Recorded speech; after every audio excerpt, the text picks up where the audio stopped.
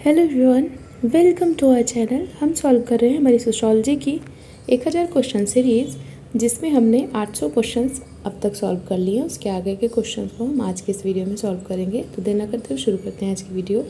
पहला क्वेश्चन आपकी स्क्रीन पर है। इकोलॉजी शब्द सर्वप्रथम किसने प्रयोग किया था?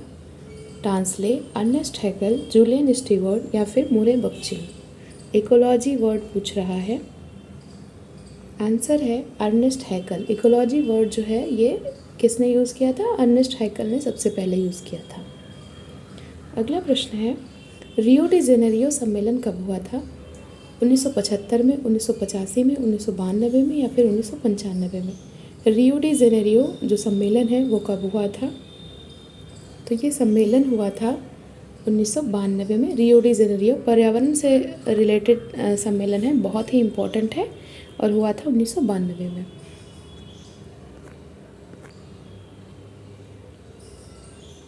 अगला प्रश्न है, भौगोलिक पर्यावरण से ही मनुष्य के शारीरिक मानसिक गुणों का विकास होता है। ये किसने कहा था? Ernest Haeckel, Hippocrates, Montesquieu, Quetelet and Guerry. तो भौगोलिक पर्यावरण जो होता है ये मनुष्य के शारीरिक मानसिक गुणों के विकास के लिए अनिवार्य है या उससे विकास होता है उनका, ये मानना था मॉन्टेस्क्यू का, क्योंकि यही भौगोलिक पर्यावरणविद कहे जाते हैं या भौगोलिक निर्धारणवादी भी ये कहे जाते हैं। अगला प्रश्न है, जलवायु संपूर्ण सभ्यता के विकास और विनाश का कारण हो सकती है। ये किसका मानना था? मॉन्टेस्क्यू, टांसले, मुरे बख्चिन या फिर हंटिंगटन। तो जलवायु जो है ये संपूर्ण सभ्यता के विकास और विनाश का कारण हो सकती है, ये मानना था हंटिंगटन का। अगला प्रश्न है, अपराध का भौगोलिक निर्धारणवाद सिद्धांत किसने दिया था? मॉन्टेस्क्यू, हंटिंगटन, क्वेटलेट एंड गुएरी या फिर हिप्पोक्रेटिस। अपराध का भौगोलिक निर्धारणवादी सिद्धांत तो ये दिया था क्वेटलेट और गुएरी ने। इनका मानना था कि जो भौगोलिक परिस्थितियाँ होती हैं उनसे अपराध की दरें प्रभावित होती हैं। अगर कहीं पे भौगोलिक परिस्थितियाँ अच्छी हैं तो अपराध कम होगा, और अगर भौगोलिक परिस्थितियाँ अच्छी नहीं हैं तो वहाँ पर अपराध की संख्या ज़्यादा होगी। अगला प्रश्न है, मानव स्वभाव पर्यावरण द्वारा निर्धारित होता है। ये किसका मानना था? अर्नेस्ट हैकेल, हंटिंगटन, हिप्पोक्रेटिस या फिर मॉन्टेस्क्यू।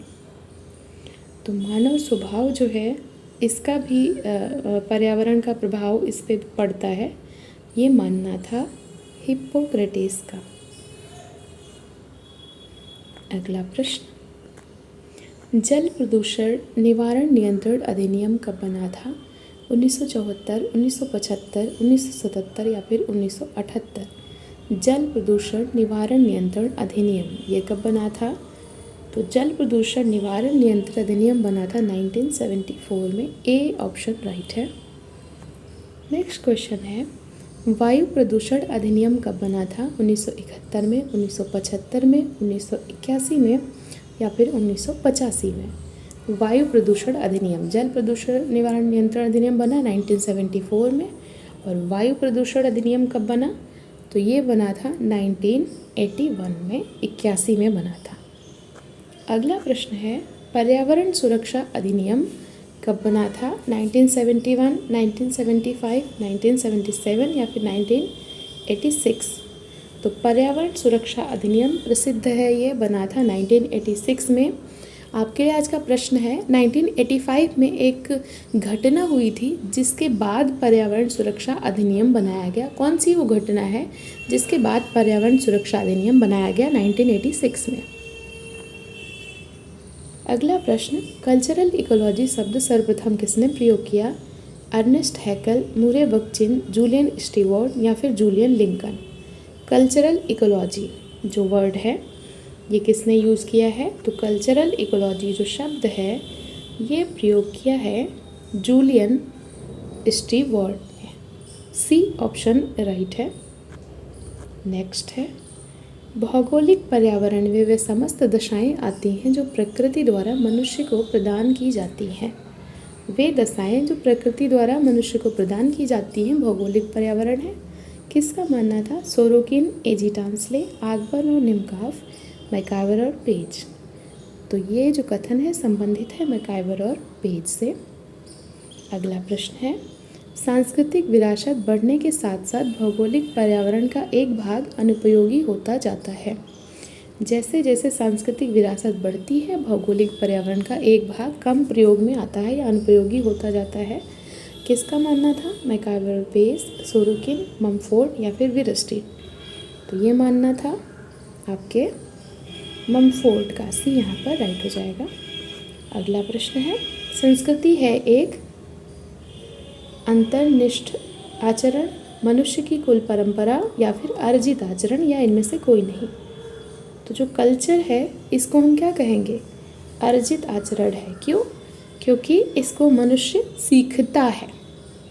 इसको मनुष्य क्या करता है? सीखता है, ग्रहण करता है। अपने जो बड़े हैं या जो उनके पेरेंट्स हैं, जो भी एटमॉस्फेयर है आसपास का, उससे सीखता है। तो ये क्या है? एक अर्जित आचरण है। अगला प्रश्न है, संस्कृति सीखे हुए व्यवहार प्रतिमानों का पूर्ण योग। अभी जो मैंने बताया, संस्कृति क्या है? सीखता है व्यक्ति, सीखे हुए व्यवहार प्रतिमानों का योग है। रीज़न है क्यों? क्योंकि वो प्राणी शास्त्रीय विरासत का फल नहीं है। तो क्या ये दोनों सही और व्याख्या सही है, या फिर दोनों सही हैं और व्याख्या सही नहीं है, या फिर ए सही आर गलत है, या ए गलत और आर सही है? तो देखिए, ये दोनों ही कथन सही हैं, लेकिन ये दोनों एक दूसरे से संबंधित प्रतीत नहीं होते हैं, इसीलिए यहाँ पर बी ऑप्शन जो है राइट हो जाएगा। अगला प्रश्न है, संस्कृति की 108 परिभाषाएं किसने दी थी?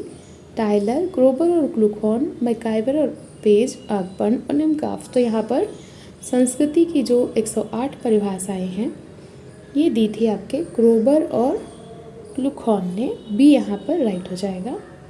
अगला प्रश्न है, संस्कृति संचयी होती है, किसका मानना था? र्यूटर का, राइट का, ग्रोबर का या फिर वीरस्टीन का?